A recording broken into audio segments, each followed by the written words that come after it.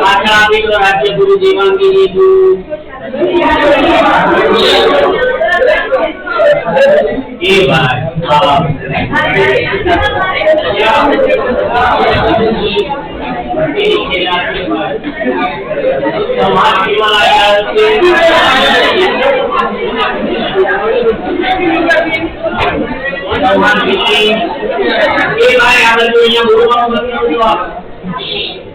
તમે વાતો બંધ કરો ચાલો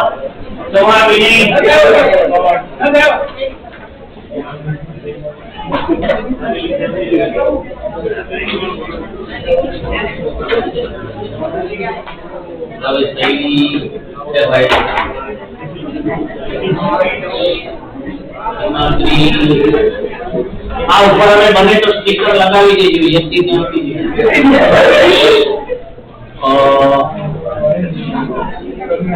અભિષેક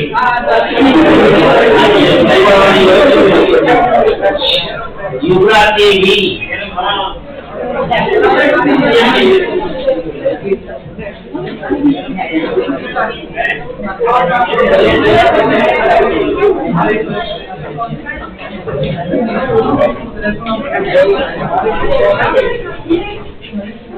ચાલો હવે મોટું બંધ કરવા અને આપણે જોલા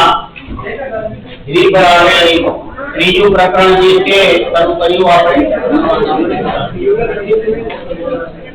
એમાં જો જે લક્ષણો આપણે લખીએ છીએ ગુણધર્મો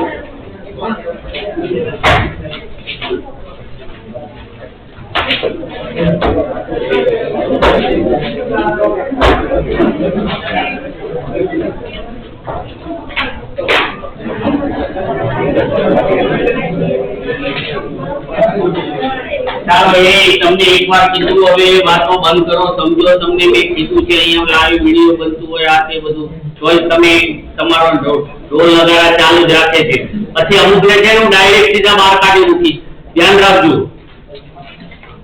બધી ખબર છે કોણ વાતો કરે છે હાથે કરીને બગ બંધ કરતા નથી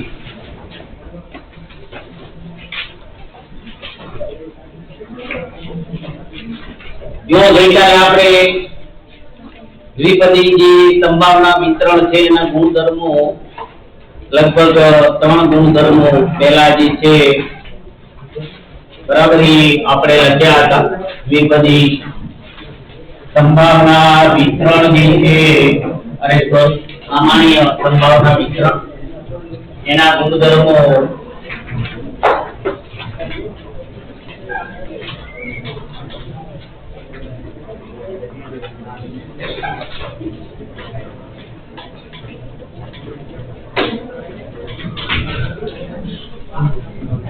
એટલે જો હવે આગળ આપણે 3 ગુણધર્મો લખ્યા હતા પછી ચોથું જે છે જો સાથે યાદ રાખજો તમને પણ મેં વાત કરી છે આપણે બે રીતે તમને ગુણધર્મો આપેલા છે બરાબર જે ગુણધર્મો છે એ પ્રામાણ્ય સંભાવના વિતરણ અને પ્રામાણ્ય સંભાવના વિતરણ બંને રીતે છે ગુણધર્મો બરાબર આપણે બંને સંયુક્ત રીતે બંનેમાં સરખા છે એ રીતે આપણે સંયુક્ત રીતે લખીએ છીએ જે છેલ્લે તમે ગુણધર્મ લખ્યો મધ્યથી એ બંને બાજુ સંમિત હોય છે પછી આગળ ચોથો ગુણધર્મ લખો જે દ્વિપદી વિતરણ હોય લખો અરે સોરી પ્રામાણ્ય વિતરણ એમાં લખો પ્રામાણ્ય વિતરણમાં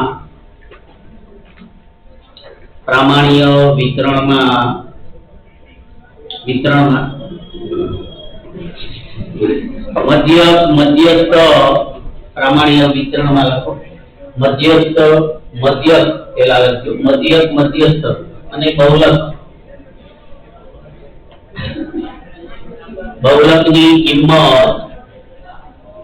બહુલકની કિંમત મધ્યમાં આવેલી હોય છે એમ લખો મધ્યમાં આવેલી હોય છે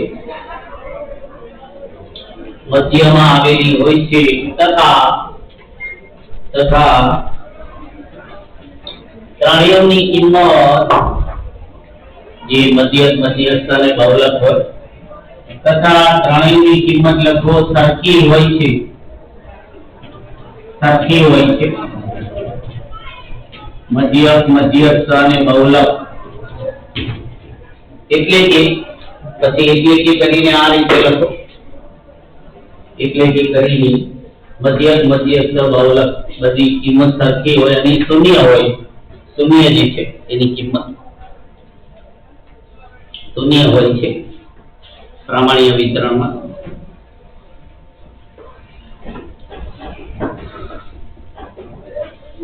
એટલે જો ચોથું લક્ષણ આપણે લખ્યું પછી પાંચમું લક્ષણ લખો.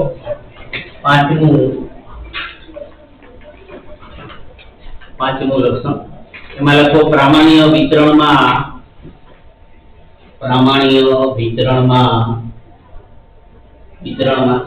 મધ્યમાં આવેલા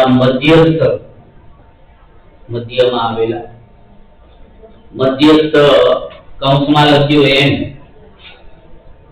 મધ્યમાં આવેલા મધ્યસ્થ એટલે એને આપણે એમ વડે દર્શાવવા. મધ્યસ્થથી સરખે અંતરે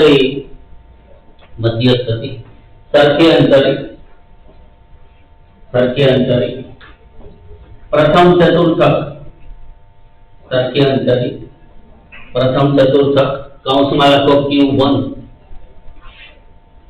અને ત્રીજો ચતુર્થક એટલે કે Q3 કૌંસમાં આવેલા હોય છે. એટલે મધ્યમાં જે મધ્યસ્થ આવેલો હોય એનાથી સરખે અંતરે પહેલો ચતુર્થક અને ત્રીજો ચતુર્થક આવેલા હોય છે. એટલે કે એને આપણે આ રીતે બતાવી શકીએ. જો Q1 થી M વચ્ચેનું અંતર અને M થી Q3 વચ્ચેનું અંતર બંને સરખું હોય છે. આ જે આપણે વચ્ચે લીટી કરી છે એ અંતર બતાવે છે. એટલે એમાં કઈ બીજી કોઈ નિશાની નહીં કરતા, સામાન્ય લીટી કરતા, તીર કે એવું નહીં દોરતા. એટલે Q1 થી M બનશે અને M થી Q3 M. બરાબર. એટલે કે અંતર સરખું હોય છે પ્રામાણ્ય વિતરણ જે છે એમાં. બરાબર. એટલે એ ગુણધર્મ આપણે પાંચમો ગુણધર્મ લખ્યો. પછી છઠ્ઠો ગુણધર્મ લખો. છઠ્ઠો ગુણધર્મ લખો પ્રામાણ્ય વિતરણમાં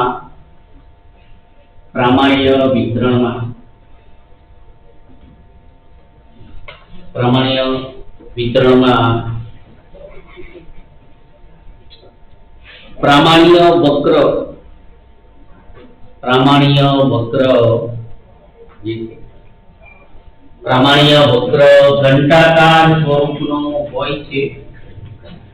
એટલે આ રીતે એનો બે જેવો આકાર હોય એનો પ્રામાણ્ય વક્ર. એટલે ઘંટાકાર સ્વરૂપનો હોય છે. તેને લખો સંભાવના વક્ર. જે પ્રામાણ્ય વક્ર જે છે તેની સંભાવના વક્ર અથવા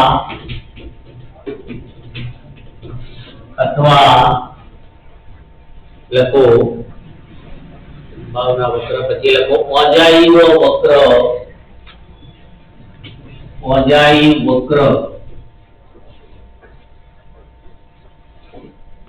તરીકે ઓળખવામાં આવે છે. અથવા એને અજાયબ વક્ર એના જુદા જુદા નામ છે. પ્રામાણ્ય વક્ર, આવૃત્તિ વક્ર પણ કહેવાય, સંભાવના વક્ર પણ કહેવાય. એ રીતે. બરાબર. એટલે એ રીતે એના બધા એવા નામ છે. પ્રામાણ્ય વક્ર જે છે, સંભાવના વક્ર, એને અજાયબ વક્ર તરીકે એ રીતે ઓળખવામાં આવે. એટલે એવું આપણે છઠ્ઠું લક્ષણ જે છે એ રીતે લખ્યું. પછી સાતમું લખો લક્ષણ પ્રામાણ્ય વક્રના બંને છેડા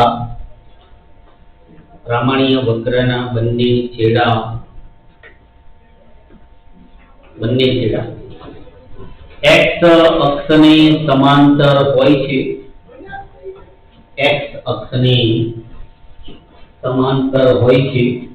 એના બંને છેડા. સાતમું લક્ષણ આપણે એ આવશે. બરાબર બંને છેડા જે x અક્ષ હોય એને સમાંતર હોય છે બરાબર પરંતુ x અક્ષને સ્પર્શતા નથી x જે અક્ષ હોય એને સ્પર્શતા નથી એટલે જે આપણે આ જે ધારો કે આપણે જો પ્રામાણ્ય વક્ર દોર્યો બરાબર જે પ્રામાણ્ય વક્ર આપણે દોર્યો છે એની નીચે આપણે જે x અક્ષ જે આપણે દોરી બરાબર આપણે આલેખની જ્યારે જુઓ સંપૂર્ણ આકૃતિ હોય ત્યારે y અક્ષ આપણે આ રીતે હોય ઊભું આપણે જે પ્રથમ ચરણનો આલેખ આપણે જે દોરીએ બરાબર એ છે એટલે આ અવૃત્તિ વક્ર છે એટલે x અક્ષ આ જે x અક્ષ છે બરાબર ને મધ્યમાં આપણે જે શૂન્ય આવે આમ શૂન્ય અને એની જેવી બધી કિંમતો હોય અલગ અલગ 1 2 3 1 2 3 આ બાજુ ઘન કિંમત હોય આ બાજુ માઈનસ કિંમત હોય એટલે આ જે પ્રામાણ્ય વક્ર જે છે એ x અક્ષને શું છે સમાંતર છે x અક્ષને પણ એને સ્પર્શતો નથી એમ એટલે જ્યારે પણ આપણે આકૃતિ દોરીએ ત્યારે એ બરાબર બંને આ રીતે બધી જગ્યા આપણે બતાવવી પડે x અક્ષને આપણે એને અડાડીને આ રીતે આમ એને સ્પર્શે એ રીતે આકૃતિ આપણે ના દોરી શકીએ આ રીતે x અક્ષને સ્પર્શ કરી એ રીતે નો દોરાય કારણ કે એમાં શું છે કે જે x માનો કે જે અમુક કિંમત એને ધારણ કરી હોય તો એની જે સંભાવના હોય એનું મૂલ્ય જે છે એ હંમેશા બરાબર થોડું ઊંચું જ હોય એનું મૂલ્ય એટલે એ આ બરાબર આમ ઊંચીના ભાગે સ્પર્શે ધારો કે આ એની કિંમત માનો કે -3 છે -3 તો એનું સંભાવનાનું જે મૂલ્ય છે એ આપણને અહીંયા 0 થી ઉપર જ મળે બરાબર ને 0 તો મળે નહીં એનું મૂલ્ય આપણને સંભાવનાનું મૂલ્ય 0 ના મળે 0 થી ઉપર મળે એટલે એનું બિંદુ આપણે અહીંયાથી શરૂ થાય એનું બિંદુ અહીંથી શરૂ થાય એટલે એ જે બરાબર પ્રામાણ્ય વક્ર છે એ x અક્ષને સમાંતર હોય છે પણ એને સ્પર્શતો નથી એમ આપણે જે લક્ષણમાં બતાવ્યું એ રીતે બરાબર પછી લખો અને પછીનું લક્ષણ લખો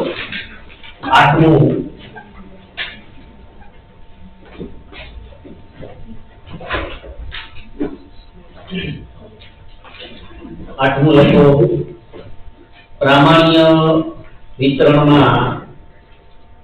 પ્રામાણ્ય વિતરણ જે છે એમાં પ્રથમ જે ચતુર્થક આપણે હોય લખો પ્રથમ ચતુર્થક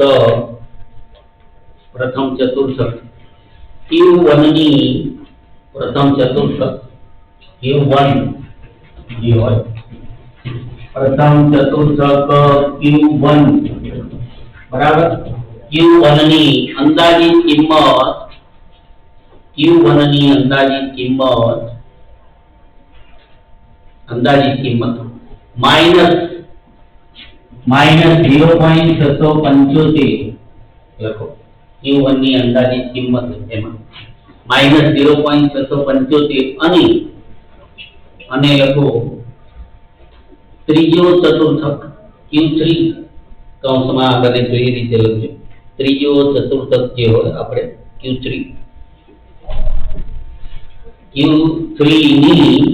ની અંદાજિત કિંમત Q3 છે એની અંદાજિત કિંમત +0.675 હોય છે આ યાદ રાખજો આ જે કઈ જુઓ તમે ગુણધર્મો લખો છો એ બધા નાના બધા ટૂંકા પ્રશ્નો જ છે આમાંથી બધા આવા પ્રશ્નો પૂછાય છે બરાબર જે કઈ તમે આખા વાક્ય લખો છો ને બધા એ પ્રકારના પ્રશ્નો જ છે Q1 ની અંદાજિત કિંમત હોય Q3 ની અંદાજિત કિંમત +0.675 એટલે પ્રામાણ્ય વિતરણની અંદર Q1 આ જે Q1 અને Q3 જો Q1 આપણે ડાબી બાજુએ હોય Q3 આપણે આ બાજુ આવ્યું બરાબર જે ચતુર્થકો છે એને આપણે ચડતા ક્રમમાં ગોઠવીએ તો Q1 પછી વચ્ચે આવે Q2 એટલે કે મધ્યસ્થ તો મધ્યસ્થની કિંમત તો શૂન્ય જો આપણે આગળ લખ્યું બરાબર અને Q3 ની અંદાજિત કિંમત +675 કારણ કે એ બધી ઘન કિંમતો હોય ડાબી બાજુ ઋણ કિંમતો હોય એટલે એની ડાબી બાજુની કિંમત માઈનસ બતાવી છે જમણી બાજુની કિંમત જે છે પ્લસ બતાવી બરાબર પછી આપણે નવમું લક્ષણ લખો આગળ 9મું એમાં લખો પ્રામાણ્ય વિતરણમાં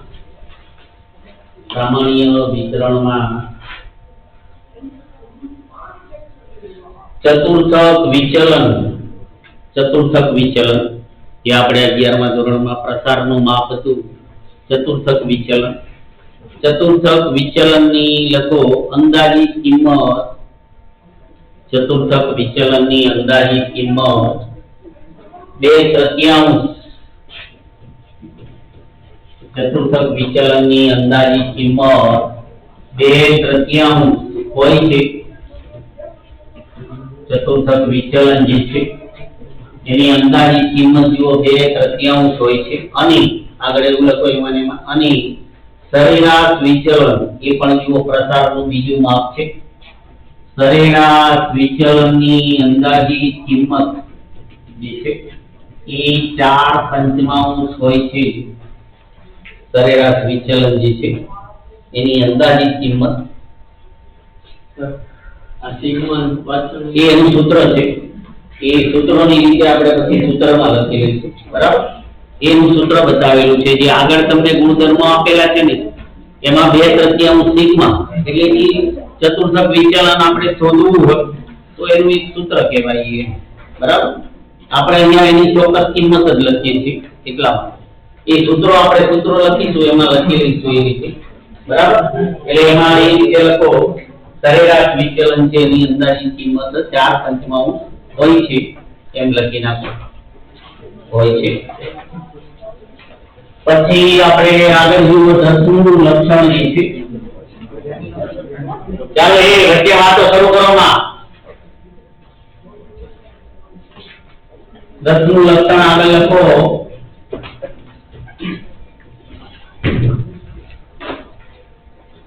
પ્રામાણ્ય વક્રનું કુલ ક્ષેત્રફળ પ્રામાણ્ય વક્ર જે છે એનું કુલ ક્ષેત્રફળ 1 હોય છે પ્રામાણ્ય વક્ર જે છે એનું કુલ ક્ષેત્રફળ 1 હોય છે તેથી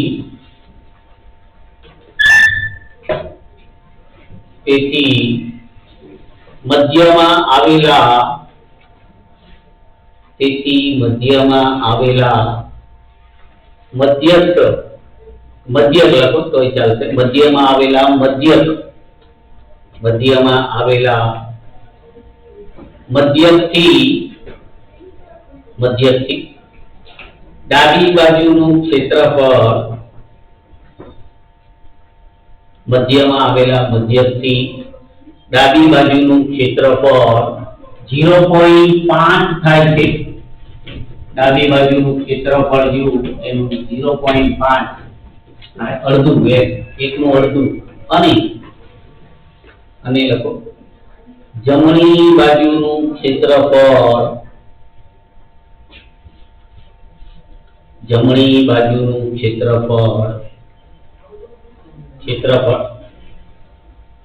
0.5 થાય છે એટલે કે બાકીનું અડધું એમ જમણી બાજુનું જે ક્ષેત્રફળ છે એ 0.5 જે છે એ થાય છે બરાબર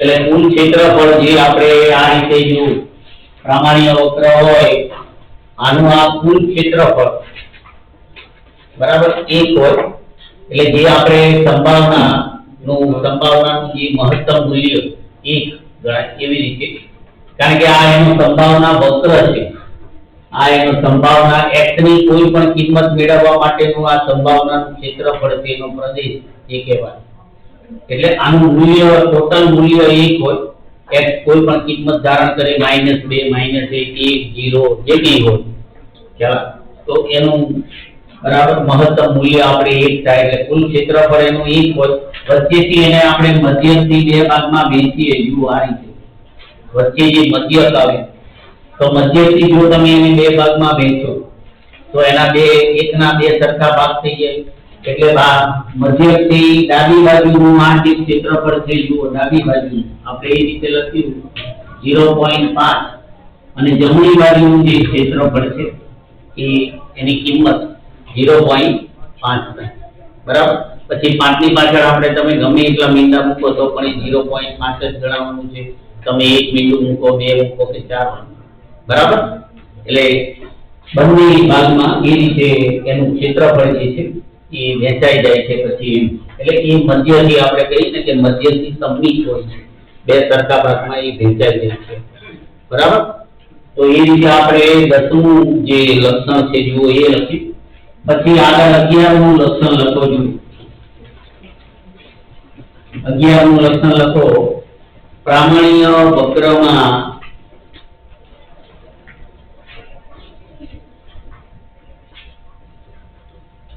વક્રમાં z બરાબર -1 થી +1 આ રીતે લખો. પ્રામાણ્ય વક્રમાં z બરાબર -1 થી +1 વચ્ચેના પ્રદેશનું ક્ષેત્રફળ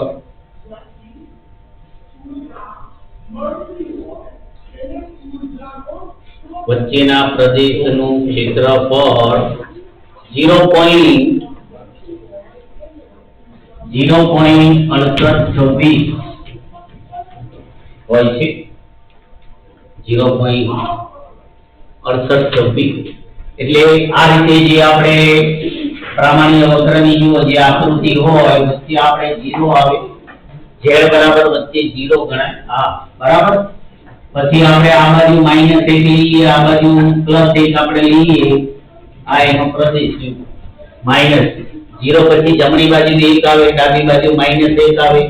તો એની વચ્ચેનો જુઓ આ જે પ્રદેશ છે આ એનું ક્ષેત્રફળ જે છે વચ્ચેનો જે પ્રદેશ આપણે કયો બરાબર, z ની કિંમત જે છે એ -1 થી +1 ની વચ્ચે હોય તો એનું ક્ષેત્રફળ જે છે એ 0.6826 થાય છે.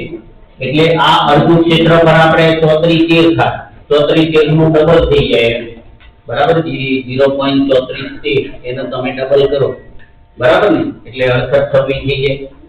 એટલે 0 થી 1 સુધીનું ક્ષેત્રફળ જે છે એ 34 એટલે z બરાબર 1 હોય, z બરાબર 1 હોય તો એની સંભાવના જે છે એ 0.34 થાય.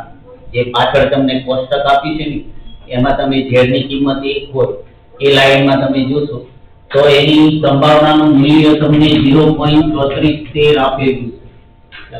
જે કોષ્ટક છે ને એટલે એના આપણે જમણી બાજુનું ક્ષેત્રફળ અને આ ડાબી બાજુનું એટલે કુલ બંને છે 6826 થઈ જાય બરાબર. કુલ ક્ષેત્રફળ -1 થી +1 વચ્ચે.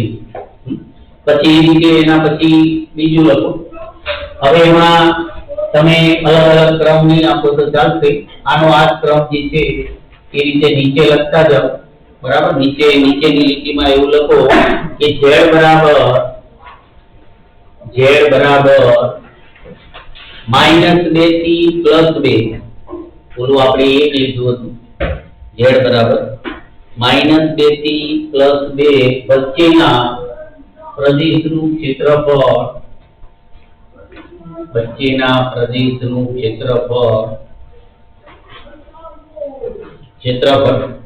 જે છે એ 0.9545 હોય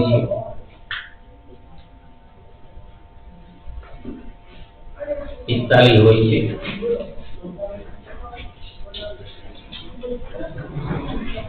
એટલે જુઓ તમે જે પહેલું લખ્યું ને બરાબર, મેં તમને કીધું કે એની નીચેની લીટીમાં તમે બીજું લખો. જો ઉપર તમારે પહેલું લખ્યું એમાં જે જગ્યા હોય ને આ -1 થી +1 એટલે જે મધ્યમાં આપણે બિંદુ આવેલો હોય મધ્ય બરાબર, તો એને આપણે આ રીતે પણ બતાવાય છે કે μ - સિગ્મા થી μ + સિગ્મા. એટલે કૌંસમાં આ રીતે લખો μ - સિગ્મા થી μ + સિગ્મા. એટલે આને કહેવાય -1, આને કહેવાય +1. એનું અંતર જે હોય ને કૌંસમાં થી કરીને એવું બતાવો એની રીતે પણ બતાવાય. z ની જે રેન્જ આપણે જોઈ ને આ -1 થી +1 એટલે આ જે વિસ્તાર છે એ mu માઈનસ સિગ્મા અને mu પ્લસ સિગ્મા એમ પણ દર્શાવાય એ રીતે પણ બતાવાય x ના સંદર્ભમાં. આપણે ઓલું z નું ડાયરેક્ટ લખ્યું બરાબર. પછી જે તમે બીજું લખ્યું u હમણાં તમે બીજું જે મેં લખાયું તમને -2 થી +2 એટલે અહીંયા તમારે એમાં કૌંસમાં 2 લખો mu -2 sigma t u mu -2 sigma t mu +2 sigma એમ લખો કૌંસમાં. એટલે -2 થી +2 જે છે એને એ રીતે પણ બતાવે એમ mu sigma t mu +2 sigma એટલે એ -2 થી +2 વચ્ચેનું અંતર બતાવે આપણને એના પ્રદેશનું. અહીંયા જે હોય ને આમ આપણે -2 અને આ બાજુ +2 એમ એની વચ્ચેના પ્રદેશનું ક્ષેત્રફળ. પછી આપણે 3 નું લખો આપણે એમાં નીચેની લીટીમાં એવું લખો z બરાબર -3 થી +3 z બરાબર -3 થી +3 વચ્ચેના પ્રદેશનું ક્ષેત્રફળ. -3 થી +3 વચ્ચેના આ બધા ટૂંકા પ્રશ્નો ધ્યાન રાખજો. જુઓ પરીક્ષામાં પૂછાય છે કે જે આ કિંમત ધારણ કરે બરાબર તો એનું ક્ષેત્રફળ લખો 0.9973 હોય છે 0.9973 હોય છે. પછી કૌંસમાં હમણાં આપણે લખીએ એમ લખી નાખો mu -3 sigma t mu +3 sigma એને એ રીતે પણ બતાવી શકાય mu -3 sigma t mu +3 sigma.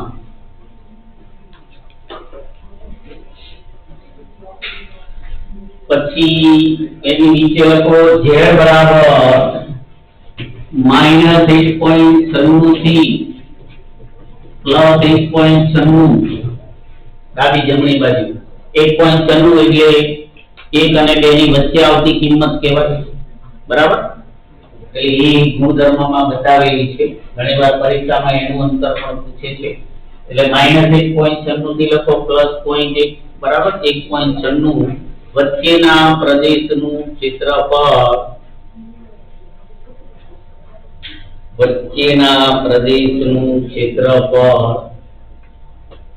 0.95 એટલે 95 ની પાછળ પછી માનો તમે 2 બિંદુ મૂકી શકો 4 તમારે ડિજિટમાં લખવું હોય તો બરાબર 0.95 હોય છે 0.95 હોય છે. એટલે આપણે 95 છે એને 4 માં લખવું હોય તો આ રીતે લખાય 0.95 હોય છે એમ હોય છે. એટલે -1.96 થી +1.96 થયું એટલે એને તમારે આ રીતે લખવું હોય તો એ રીતે જો કૌંસમાં લખો -1.96 સિગ્મા t થી પછી mu +1.96 સિગ્મા u એને એ રીતે પણ બતાવાય mu -1.96 સિગ્મા થી mu 1.96 સિગ્મા એ રીતે.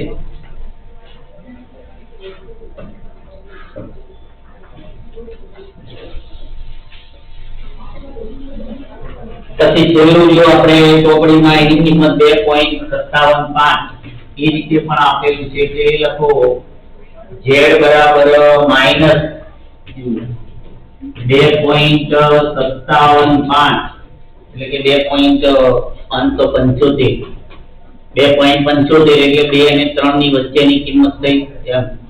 એટલે -2.75 થી પ્લસ 2.575 વચ્ચેના પ્રદેશનું ક્ષેત્રફળ જે છે આગળ પછી એમ લખી નાખજો બરાબર. વચ્ચેના પ્રદેશનું જે ક્ષેત્રફળ જે છે એ 0.99 હોય છે એમ લખી નાખો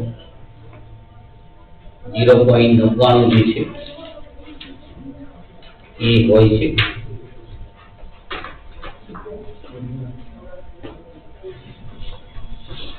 .99 હોય છે બરાબર। પછી તો હવે આ રીતે જો તમને ખ્યાલ આવી ગયો હોય લખવાનું કેવી રીતે લખી શકાય હા અને હવે છેલ્લો 12મો ગુણધર્મ લખી લો એમાં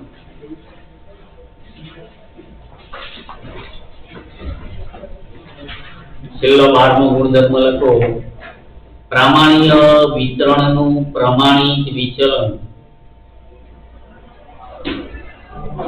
પેલા વિચરણ લખશો તોય ચાલશે જો પ્રમાણિત વિચલન લખ્યું હોય તો એ લખો એક પ્રમાણિત વિચલન એટલે કે સિગ્મા પ્રમાણિત વિચલન એક હોય છે પ્રામાણ્ય વિતરણનું પ્રમાણિત વિચલન એક હોય છે તમે વિચરણ શબ્દ લખ્યો હશે તોય ચાલશે એમ હું બોલ્યો છે બરાબર તેથી લખો તેથી તેનું વિચરણ પણ એક થાય છે તેથી તેનું વિચરણ પ્રમાણિત વિચલન એટલે આપણે એક હોય તો એકનો તમે વર્ગ કરો તો એક જ થાય ને એક હોય એનો આપણે વર્ગ કરીએ તો એક જ થાય એટલે પ્રમાણિત વિચલન એનું એક હોય તો વિચરણ પણ એ બરાબર અને વિચરણનું તમે પ્રમાણિત વિચલન કરો તો પણ એક જ થવાનું છે ખ્યાલ એટલે એ રીતે એટલે આ રીતે આપણે જુઓ જે બંને ગુણધર્મો જે અલગ અલગ છે એને એક કરી અને આપણે પ્રામાણિક વિતરણ જે છે એના ગુણધર્મો જે છે લખ્યા બરાબર હવે એ રીતે આપણે જો થિયરિકલી જે પ્રામાણિક વક્ર જે છે એને આધારે આપણે સંભાવના કેવી રીતે મેળવી શકાય કોઈ પણ કિંમતની તો એ પદ્ધતિ હવે આપણે આગળ લખીએ ચાલો એ વાતોને અવાજ શરૂ કરવાની આગળ એ રીતે લખો જુઓ પ્રામાણિક વક્રના આધારે લખો સંભાવના મેળવવાની પદ્ધતિ એવું ટાઇટલ લખો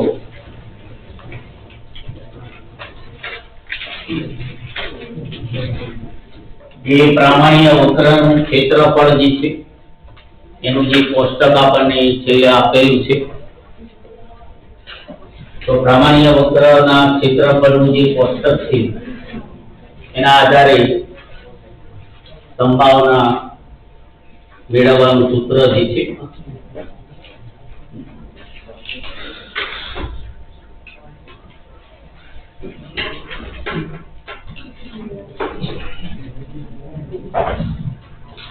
એમાં જો જે ટાઇટલ તમે લખ્યું એમાં પહેલા લખો પ્રામાણિક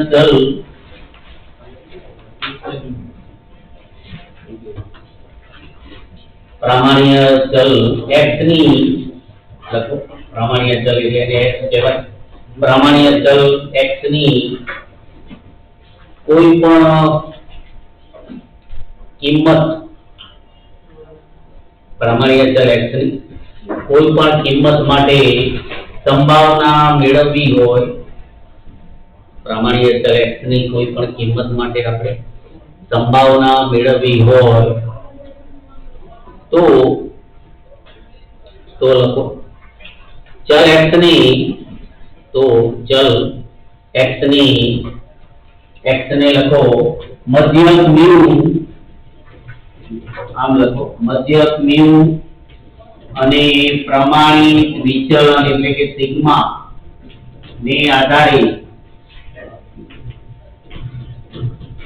જે x ની આપણને કિંમત આપી હોય એની મધ્યક મ્યુ અને પ્રમાણિત વિચલન એટલે કે સિગ્મા ને આધારે લખો z માં સિગ્મા ને આધારે z માં કૌંસમાં લખો પ્રમાણિક ચલ z છે એને આપણે પ્રમાણિક ચલ કહેવાય આપણે આગળ લખેલું છે પ્રમાણિક ચલ એને z માં કૌંસ પૂરો કરીને લખો રૂપાંતર કરવામાં આવે છે z માં રૂપાંતર કરવામાં આવે છે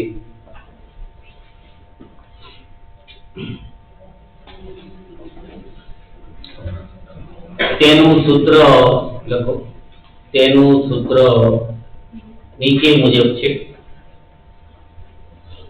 એની ઝેડમાં જે રૂપાંતર કરવામાં આવે છે એનું સૂત્ર જો લખો ઝેડ બરાબર x μ ભાગ્યા સિગ્મા. આ રીતે x ની કોઈ પણ કિંમતને આપણે z માં રૂપાંતર કરવી હોય તો એનું સૂત્ર જે છે એ આપણે આ રીતે થશે x μ સિગ્મા બરાબર. સૂત્ર નીચે મુજબ છે. પછી લખો નીચે હવે સૂત્ર લખ્યું એની નીચે ફકરો પાડીને એવું લખો ઉપર મુજબ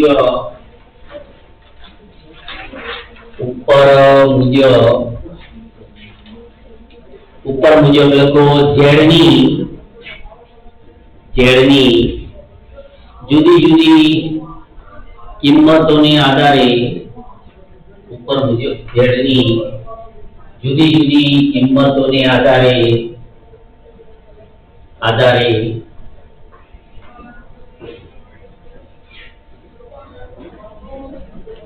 લખો પ્રામાણ્ય વક્રના ક્ષેત્રફળના તૈયાર કોષ્ટક પરથી એનું જે તૈયાર કોષ્ટક આપણને આપેલું છે એની પરથી તૈયાર કોષ્ટક પરથી સંભાવના મેળવી શકાય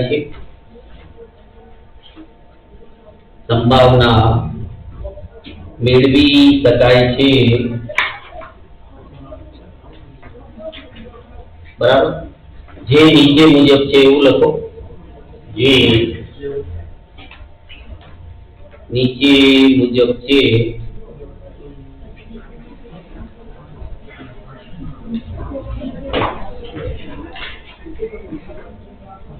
એમાં પહેલું લખો ઝેડની કિંમત ઝેડ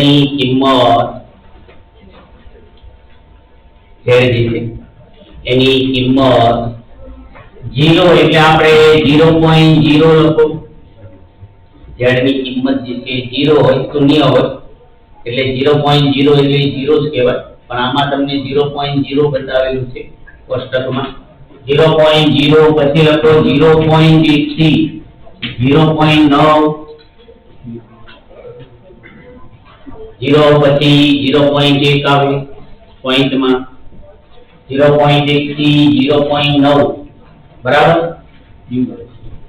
9 પછી 0.9 છે એમાં એની આગળની કિંમત આપણે 1 થઈ જાય 9 માં આપણે 1 ઉમેરી બરાબર. એટલે આગળ એ રીતે લખો 1.0 થી એની કિંમત જે છે એ 1.0 એટલે 1 બરાબર. 1 થી મહત્તમ કિંમત તમને 3.5 આપી છે જો 3.5 સુધી એની જે કિંમત હોય ઝેડની 1 થી 3.5 બરાબર. 3.5 હોય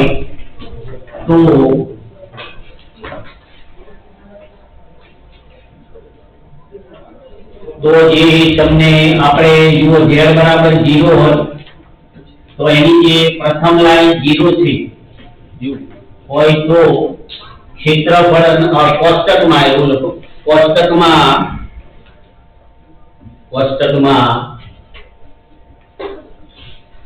કોષ્ટક જે છે એમાં આડી લાઈન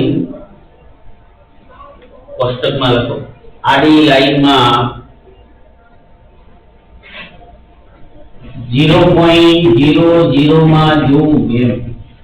આડી લાઈન જે છે એમાં પહેલી જે લાઈન છે આડી લાઈન છે અને નંબર જે ભાઈ તારે ગૌતમ ગાડી નાખને મોર કાળું દેખાય છે કે પછી હું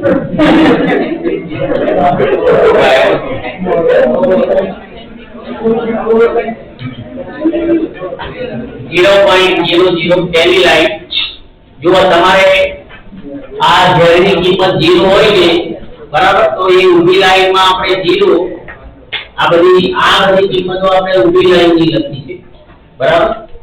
અને પાછળ તમારે કોઈ સંખ્યા ન હોય, બરાબર? આ 0 પછી 1 થી તમે જુઓ આ રીતે 9, બરાબર?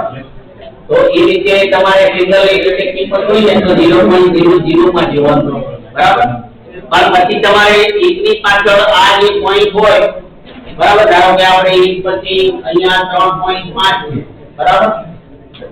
પરફેક્ટલી જો 3.5 હોય તો એ તમારે પહેલી કિંમત માટે તો તમારે 0 જ આવે, પણ 3.51 એના આ 3.5 પછીની કિંમત આપણે લઈએ કે 3.51 હોય, બરાબર? તો 3.51 ની છેડની આ 3.5 સુધી આપણે લખીએ, એની આગળની કિંમત હવે શું આવે? 3.51 એની કિંમત, બરાબર? આગળની કિંમત એ આવે. તો તમારે પછી 5 ની પાછળ એક હોય નહીં તો એ પ્રમાણે તમારે જે, બરાબર, આડી લાઈનો છે 1 2 3 4 જે કઈ આમાં હોય, એક હોય તો એકની લાઈનમાં જોવાનું, બે હોય તો બેની લાઈનમાં, ત્રણ હોય તો ત્રણની, એ બધી આખી આડી લાઈનો તમને આપેલી છે એ રીતે. સમજ્યા? આ જે આ કિંમત માટેની તમારે આડી લાઈન જે છે એ બધી અલગ અલગ છે. પહેલી આપણે 0 ની જોઈ કે ભાઈ ચાલો આ 0.9 તો 9 પછી તમારે 0 થયું, 9 પછી 0. પણ જો 0.91 હોય આ રીતે હોય, બરાબર, તો 0.9 અને પછી તમારે 1 માં જવું પડે, એમ એ રીતે હોય. જો 0.92 હોય તો પછી તમારે 2 માં જવું પડે. એ આપણે એને સમજી અને લખીશું પછી, બરાબર?